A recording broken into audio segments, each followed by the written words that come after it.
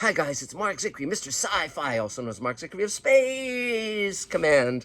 And today we're going to be talking about another one of my favorite science fiction books, which you may or may not have heard of.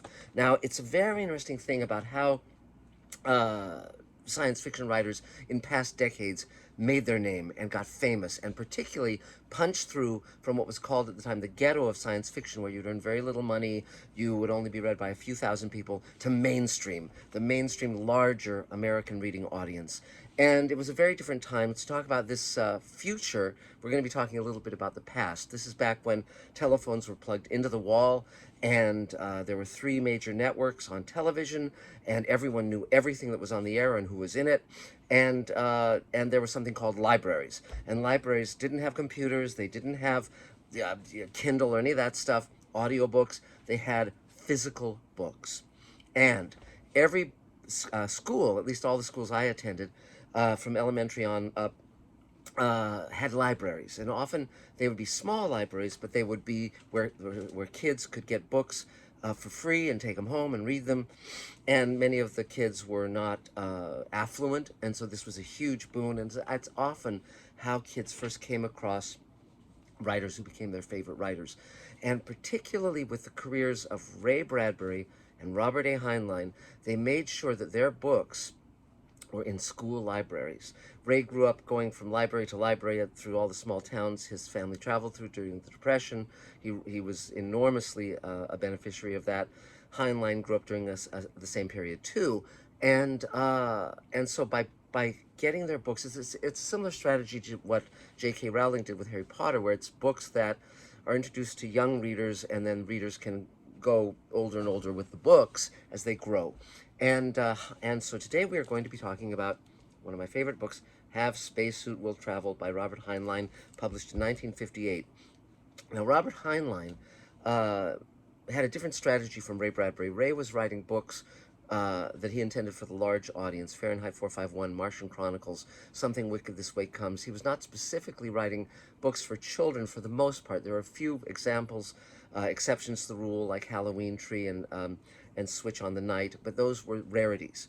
But Heinlein was doing something very different. From the late 1940s through the early 60s, he would write one adult book per year and one what were called juveniles. Now they're called young adult.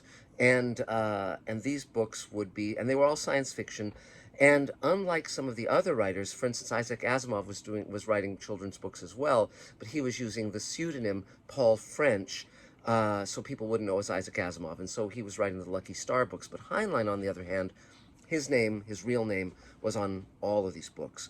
Now, another thing that young people now, and even adult readers, won't recognize as something with these titles is a lot of science fiction titles in the 50s, particularly, were plays, and the 40s too, were plays on other mainstream common phrases. I think perhaps on the theory that if people knew of those titles, if there was a science fiction variant of those titles, they might pick up the book. So, for instance, Heinlein wrote The Green Hills of Earth, which you can see the British edition of behind me, because there was a Hemingway, a very famous Hemingway book called The Green Hills of Africa. So, Have Spacesuit Will Travel was actually a riff, a play on words, relating to a very popular TV show at the time called Have Gun Will Travel. Now, that was about a guy in the Old West, played by Richard Boone. His name was Paladin, which I named the ship in Space Command after. Paladin would travel around, and he had a card that he would give out called Have Gun Will Travel.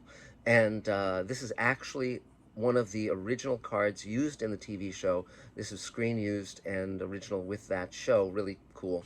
And I loved that TV show. He dressed all in black. He was very cool looking. So Have Spacesuit Will Travel is a play on words, is a play on that title. And I was a huge fan of Heinlein. He was my favorite writer when I was a kid. And in fact, recently when I was shooting a cameo in Space Command Forgiveness, I actually had my character named Captain Bob Heinlein. So I will be writing a short story soon called Captain Bob, which deals with that character. And so let's talk about Have Space Will Travel. It's a wonderful plot. I really love it.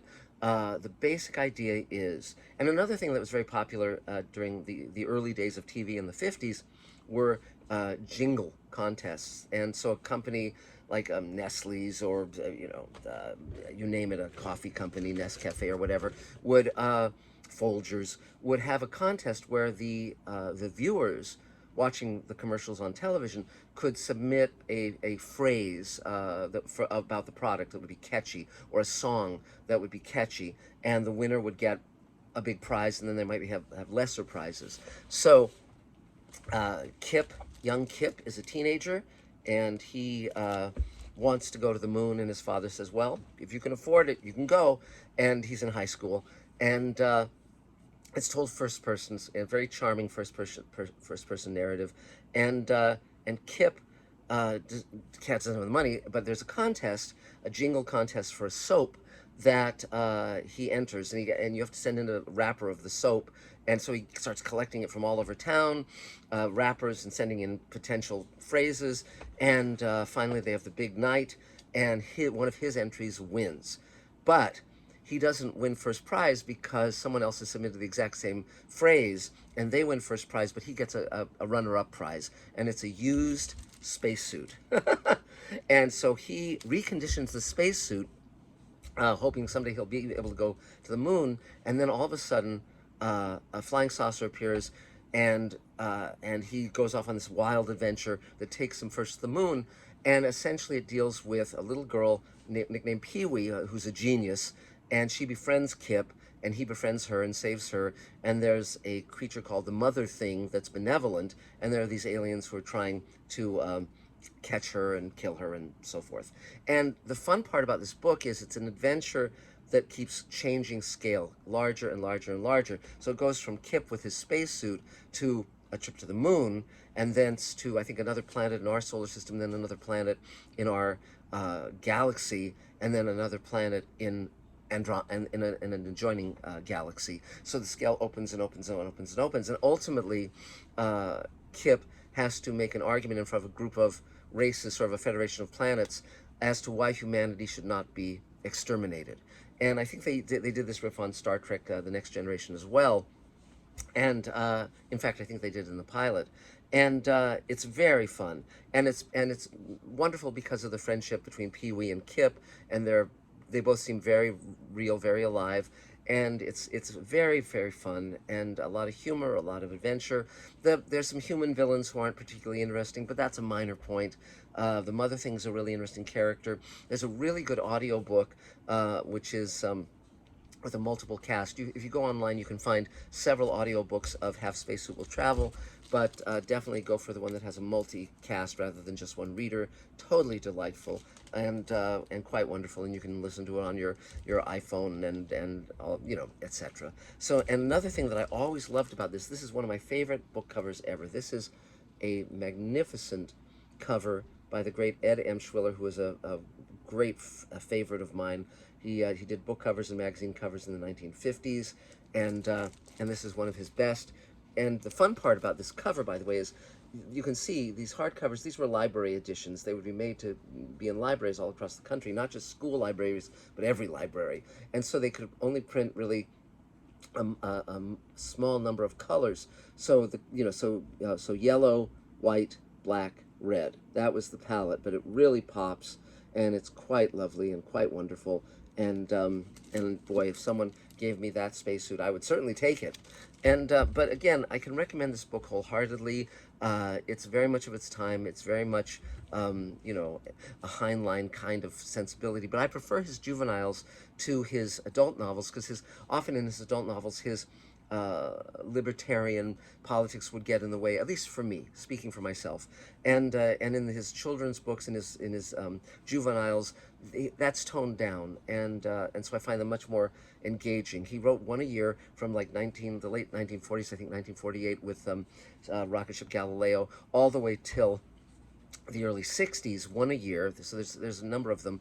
And the fascinating thing, the thing that finally got him out of writing juvenile novels, was that two of his novels that were intended to be juveniles were rejected by the publisher. And so they were Podkayne of Mars and Starship Troopers. So Heinlein pulled that, they were both published as adult novels, and Starship Troopers won the Hugo, which is the top award in science fiction, and went on to be made into a very interesting movie by Paul Verhoeven, which Heinlein's widow hated because it was treated satirically, whereas Heinlein was dead serious. So, but if you've never read Robert Heinlein, I think Have Spacesuit with a great Have Spacesuit Will Travel is a great place to start, and you can find this book if you want to get one of these original copies. They're not expensive. You can pick them up just for very few bucks online on eBay, or you can get a new edition on Amazon. Either way, it's the same words, but I love reading the original editions just because they put me in that time and place, and it's just a lot of fun. So that's it for now, and we'll be talking about much more soon, and definitely check out Mr. Sci-Fi, subscribe to Mr. Sci-Fi, tell your friends on YouTube, and ding the bell, praise, comment, all that stuff, and we will see you again really soon. Bye, guys.